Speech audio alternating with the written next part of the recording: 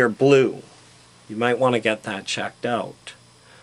The general non-specific symptoms, fatigue, chronic pain, allergies, and other immune system related problems.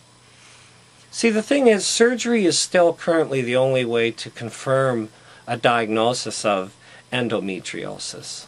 If your doctor wants to place you on Lupron or any other GnRH, that's an acronym for gonadotropin releasing hormone agonist. If he wants to place you on GnRH prior to obtaining a surgical diagnosis, you may want to rethink becoming the doctor's patient.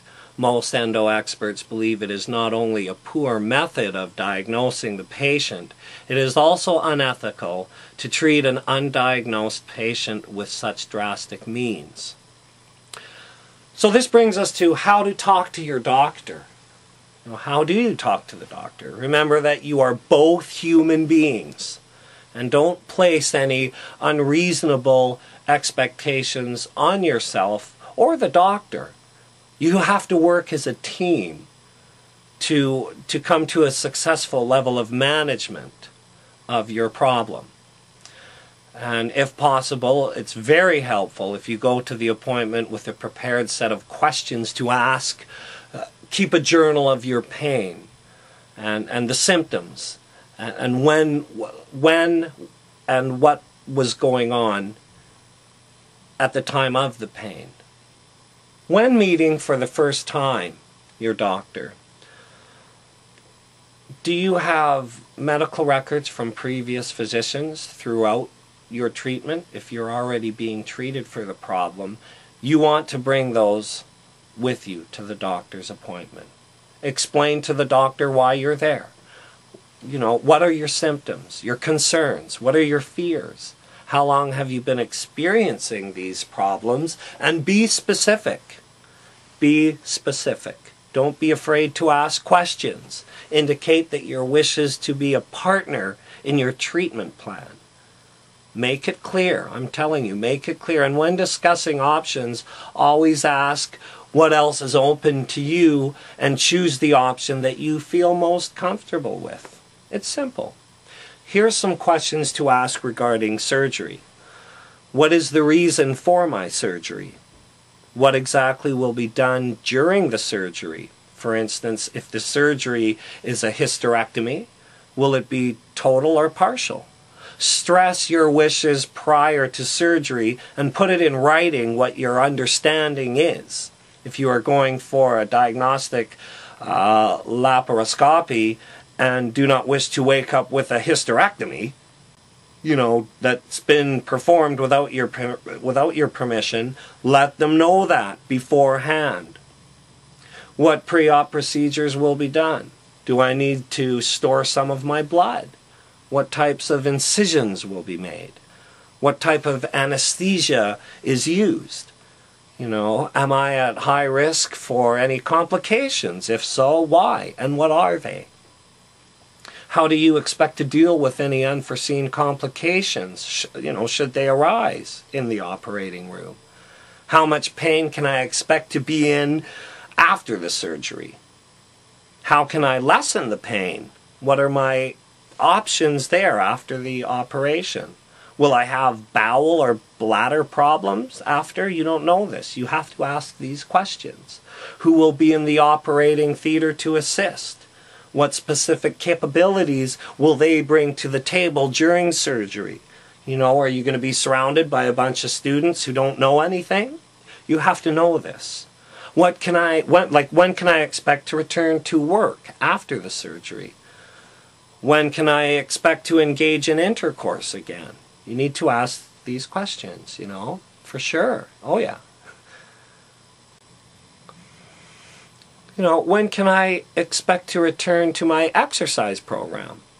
Are there post-operation food or liquid restrictions? The doctor may say, well, you can't drink this and you can't eat that and you can't, you have to know this beforehand.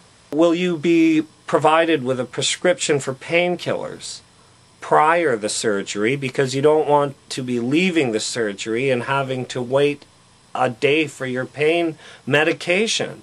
So you want to have the prescription filled and ready for you after the surgery, so you're not waiting around and running around to get your prescriptions filled after surgery. You don't want to do that. And how can I prepare my body and myself, mentally and physically, for the surgery? Now remember, you will get basic answers to all of these questions. You know, and think about it. No two people are alike, so there's no assumed standard for everyone. Everybody's answers will be different. So this is why it's so important to have a team, like a relationship with your doctor. This is very important. Now, medical therapy questions. What is the reason for placing me on this drug?